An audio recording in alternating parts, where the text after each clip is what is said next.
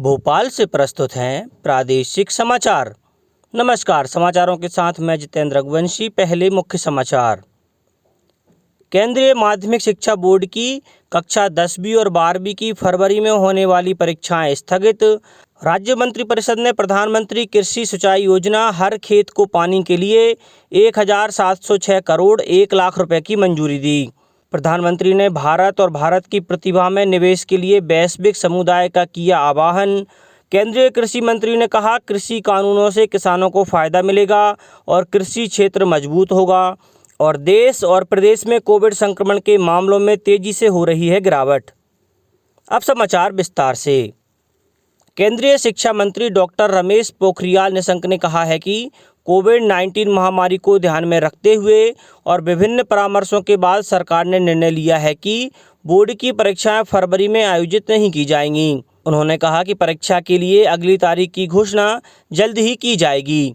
आगामी प्रतियोगिता और बोर्ड परीक्षाओं के बारे में देश भर के अध्यापकों से वर्चुअल माध्यम से संवाद करते हुए श्री पोखरियाल ने यह बात कही।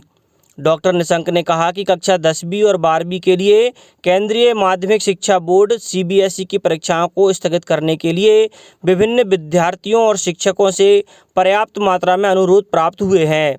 9वीं कक्षा में व्यावसायिक शिक्षा प्रदान करने के बारे में एक सुझाव पर श्री पोखरियाल ने कहा कि तकरीबन 8,583 CBSE स्कूल हैं जो व्यावसायिक शिक्षा देते हैं।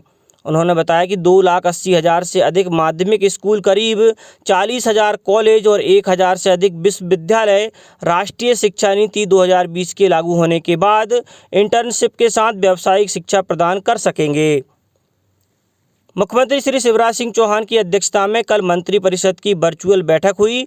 मंत्रिपरिषद ने प्रधानमंत्री कृषि सिंचाई योजना हर खेत को पानी अंतर्गत भूजल से सिंचाई योजना के लिए 1706 करोड़ 1 लाख रुपए की प्रशासकीय स्वीकृति दी है। इसमें राज्यांश 682 करोड़ 40,40,000 रुपये रहेगा। इस योजना में मध्य प्रदेश के 5 जिले मंडला, डिंडोरी, शहडोल, उमरिया और सिंगरौली का चयन कर भूजल स्रोतों से बोरवेल निर्मित कर 62,135 हेक्टेयर क्षेत्र में सिंचाई सुविधा उपलब्ध होगी। मंत्रिपरिषद ने जेल विभाग के फार्मासिस्ट ग्रेड 2 के 34 रिक्त पदों को समर्पित कर मेल नर्स के 30 पद सृजित करने की स्वीकृति दी। इससे जेलों में चिकित्सा सुविधा में वृद्धि होगी। मंत्रिपरिषद ने 3 विश्वविद्यालयों मध्य प्रदेश भोज विश्वविद्यालय, शहडोल के पंडित SN शुक्ला विश्वविद्यालय और महू के डॉक्टर BR अम्बेडकर सामाजिक विज्ञान विश्वविद्यालय अधिनियम में प्रति कुलपति पद के प्रावधान के लिए संशोधन विधेयक 2020 को विधानसभा में प्रस्तुत करने की मंजूरी दी। प्रधानमंत्री नरेंद्र मोदी ने कहा है कि भारत में विश्व स्तरीय वैज्ञानिक समाधान हासिल करने के लिए आंकड़े, जनसांख्यिकी, मांग और लोकतंत्र मौजूद हैं। कल भारतीय अंतर्राष्ट्रीय विज्ञान महोत्सव IISF 2020 का वर्चुअल माध्यम से शुभारंभ करते हुए प्रधानमंत्री ने कहा कि हमारे देश में विज्ञान, प्रौद्योगिकी और नवाचार की समृद्ध विरासत है। प्रधानमंत्री ने वैश्विक समुदाय को भारत और भारत की प्रतिभा में निवेश के लिए आमंत्रित किया। श्री मोदी ने कहा कि देश में वैज्ञानिक दृष्टिकोण को बढ़ावा देने के लिए नई शिक्षा नीति लाई गई है। उन्होंने कहा कि विज्ञान और टेक्नोलॉजी तब तक अधूरी है जब तक उसका लाभ सब लोगों तक ना पहुंचे। प्रधानमंत्री ने कहा कि डिजिटल इंडिया से तकनीक गांव-गांव और गरीब से गरीब लोगों तक पहुंचाने में मदद मिली है। प्रधानमंत्री ने कहा कि देश ने जिस तरह अंतरिक्ष क्षेत्र में सफलता हासिल की है, उसी तरह गहरे सागर के क्षेत्र में भी करनी होगी। इस अवसर पर केंद्रीय विज्ञान और प्रौद्योगिकी तथा पृथ्वी विज्ञान मंत्री डॉक्टर हर्षवर्धन भी इस अवसर पर मौजूद रहे। केंद्रीय स्वास्थ्य सचिव राजेश भूषण ने कल नई दिल्ली में संवाददाताओं को बताया कि इलाज करा रहे कोविड-19 से संक्रमित लोगों की संख्या 3 लाख से कम रह गई है।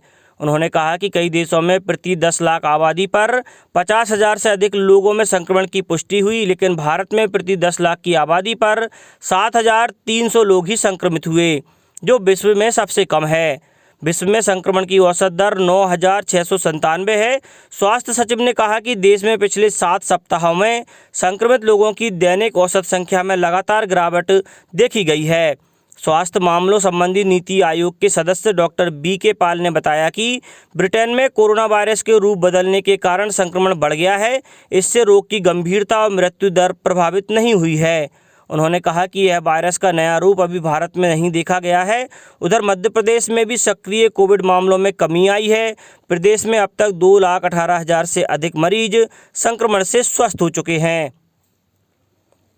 भिंड जिले के शिक्षक राजनारायण राजौरिया ने प्रधानमंत्री के कोरोना के खिलाफ जन आंदोलन को अपना समर्थन दिया है। उन्होंने कोविड-19 से बचाव के लिए मास्क लगाने, सैनिटाइजेशन करने और सामाजिक दूरी का पालन करने की अपील की है। कृषि मंत्री नरेंद्र सिंह तोमर ने कहा है कि कृषि कानूनों से किसानों को फायदा पहुंचेगा और कृषि क्षेत्र मजबूत होगा। उन्होंने फिर कहा कि किसानों के हित में सुधार किए गए हैं और ये भारतीय कृषि जगत में एक नया अध्याय जोड़ेगा। कृषि कानूनों को कृषि क्षेत्र के लिए सबसे बड़ा सुधार बताते हुए कृषि मंत्री ने कहा कि इससे किसानों को अपनी उपज को बेचने की आज़ादी होगी, उद्यमिता को प्रोत्साहन मिलेगा और उन्हें प्रौद्योगिकी का लाभ मिलेगा। अंतर्राष्ट्रीय मीडिया के सदस्यों के साथ बातचीत में श्री तोमर ने कहा कि सरकार ने न्यूनतम समर्थन मूल्य बढ़ाने की घोषणा की है, जिससे किसानों को अपने उत्पादन की लागत का कम से कम 1.5 गुना ज़्यादा फायदा होगा। उन्होंने आश्वासन दिया कि भविष्य में भी न्यूनतम समर्थन मूल्य मिलता रहेगा। उन्होंने यह भी कहा कि कृषि क्षेत्र भारतीय अर्थव्यवस्था की रीढ़ है और प्रधानमंत्री नरेंद्र मोदी के नेतृत्व में सरकार वर्ष 2022 तक किसानों की आय दोगुनी करने के प्रति कटिबद्ध है। कृषि मंत्री ने यह भी कहा कि सरकार विभिन्न मुद्दों पर किसानों के साथ वार्तालाप जारी रखने की इच्छुक है। प्रधानमंत्री नरेंद्र मोदी ने कहा है कि अमेरिका के राष्ट्रपति डोनाल्ड ट्रंप ने उन्हें लीजन ऑफ मेरिट की उपाधि दी है, जो मेरे लिए बहुत सम्मान की बात है। उन्होंने कहा कि इस तरह उन्होंने आपसी संबंधों को बेहतर बनाने में भारत और अमेरिका के प्रयासों को स्वीकार किया है। ये भारत अमेरिका सामरिक भागीदारी के बारे में समान विचार का भी प्रतीक है। श्री मोदी ने अपने कई ट्वीट में कहा कि दोनों देशों के अन्य साझेदारों के लिए अपनी सरकार की प्रतिबद्धता जारी रखने को दोहराते हुए कहा कि भारत अमेरिका के संबंध और मजबूत होंगे। अब कुछ समाचार संक्षेप में। प्रधानमंत्री नरेंद्र मोदी कल वीडियो कॉन्फ्रेंस के जरिए विश्व भारती विश्वविद्यालय शांति निकेतन के शताब्दी समारोह को संबोधित करेंगे। मुख्यमंत्री शिवराज सिंह चौहान ने निर्देश दिए कि महिला एवं बच्चों के विरुद्ध अपराध के मामलों में प्रभावी कार्यवाही की जाना चाहिए। इसके लिए सभी जिलों में जागरूकता अभियान चलाया जाएगा। खंडवा सहित विभिन्न आकांक्षी जिलों में ITC मिशन द्वारा किसानों को खेती की नई तकनीकों की जानकारी देने के उद्देश्य से किसान दिवस मनाया जाएगा। गुना जिले में बेरोजगार युवकों को रोजगार उपलब्ध कराने के लिए रोजगार मेलों का आयोजन किया जाएगा। मनरेगा योजना के क्रियान्वयन में नवंबर माह में इंदौर जिले को प्रदेश स्तर पर 5वां स्थान प्राप्त हुआ है। शिवपुरी जिले में PM किसान और CM किसान सम्मान निधि योजना में उत्कृष्ट कार्य करने वाले RI और पटवारियों को सम्मानित किया जाएगा। और पन्ना में बुंदेलखंड की समृद्ध संस्कृति तथा रीति रिवाजों से पर्यटकों को परिचित कराने और ग्रामीण पर्यटन को बढ़ावा देने के लिए होम स्टे स्थापित कराने की अभिनव पहल शुरू की गई है। अंत में मुख्य समाचार एक बार फिर। केंद्रीय माध्यमिक शिक्षा बोर्ड की कक्षा 10वीं और 12वीं की फरवरी में होने वाली परीक्षाएं स्थगित। राज्य मंत्रिपरिषद ने प्रधानमंत्री कृषि सिंचाई योजना हर खेत को पानी के लिए 1,706 करोड़ 1 लाख रुपए की मंजूरी दी। प्रधानमंत्री ने भारत और भारत की प्रतिभा में निवेश के लिए वैश्विक समुदाय का किया आह्वान। केंद्रीय कृषि मंत्री ने कहा कृषि कानूनों से किसानों को फायदा मिलेगा और कृषि क्षेत्र मजबूत होगा। और देश और प्रदेश में कोविड संक्रमण के मामलों में तेजी से हो रही है गिरावट। इस बुलेटिन में इतना ही। घर पर रहिए, सुरक्षित रहिए और सुनते रहिए प्रादेशिक समाचार। नमस्कार।